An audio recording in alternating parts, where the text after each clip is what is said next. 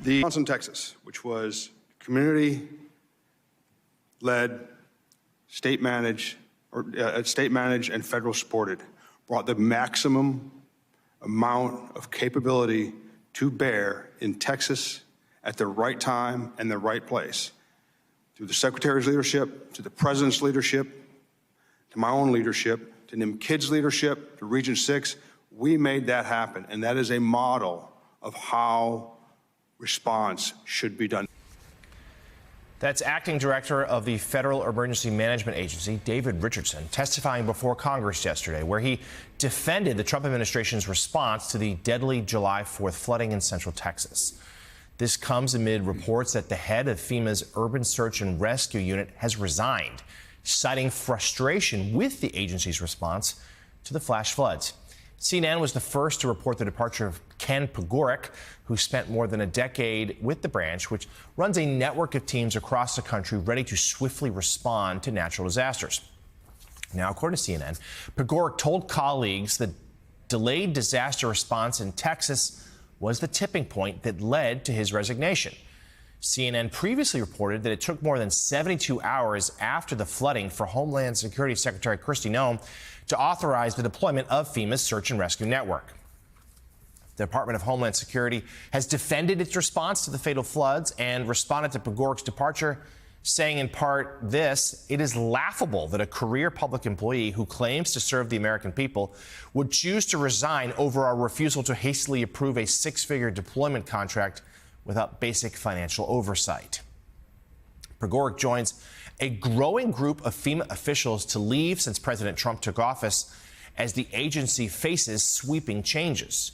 Joining us now, former FEMA Press Secretary and Deputy Director of Public Affairs, Jeremy Edwards. Jeremy, thank you for joining us this morning. So we just heard the acting FEMA director defend the response to these floods in Texas, but it has been sharply criticized by others, led to that high-profile resignation. Let's get your take. How would you assess FEMA handled in its response to these Texas floods? Well, thanks for having me this morning. And, I think that what I saw during yesterday's hearing is that Mr. Richardson is very keen on trying to keep his job. The last person who went against the administration in that role was promptly fired during Hurricane Preparedness Week, no less. I will say that I am in touch with a lot of people inside the agency still. They're doing everything they can to help respond to these disasters. That being said, the permanent workforce is down about 2,000 people. That's a third of the overall permanent workforce. And as you mentioned during the top, you have search and rescue operations being delayed due to bureaucratic hurdles that were placed by the Secretary of Homeland Security.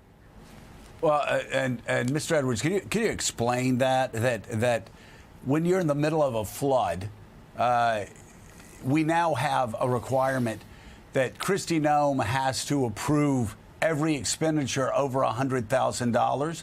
That sounds like a lot of money, but that's not a lot of money when time is of the essence and you've got multi-million-dollar budgets and every second count. Literally, and I know this because of hurricanes and tornadoes sweeping through my old congressional district, literally every second counts. And in these Texas floods, I can't think of a natural disaster where delay caused more suffering and possible death. That's absolutely right. Every minute that they're delayed, every hour that they're not on the ground is a moment that they could have been pulling someone out of floodwater, a moment they could have been removing wreckage from somebody's home or on top of another person. And, the administration is trying to downplay this and say that, well, they arrive within 24 hours. That's 24 hours too late. When they have to go through these types of bureaucratic red tape that they don't have to usually go through, it creates a lot of hurdles for the agency. It removes the flexibility and the autonomy, and it ultimately costs lives. I had mentioned this earlier to Allie this morning. When you call 911, you're not waiting for the fire department to send a memo up to the mayor to determine whether or not you're allowed to go rescue people from a burning building. FEMA needs to have the flexibility to go in and do the things that they need to do to save lives. So, Jeremy, let's talk about that timeline that you just referenced. You were at FEMA when FEMA was a larger enterprise. There were more people working there. A lot of people have left. There have been a lot of resignations, and there's a lot of contentiousness about the timing of what happened during those first few hours of the flood, whether warnings were issued or not issued in time, things like that.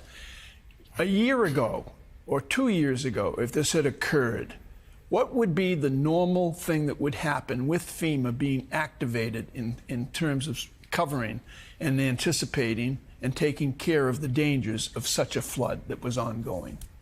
What would the timing have been?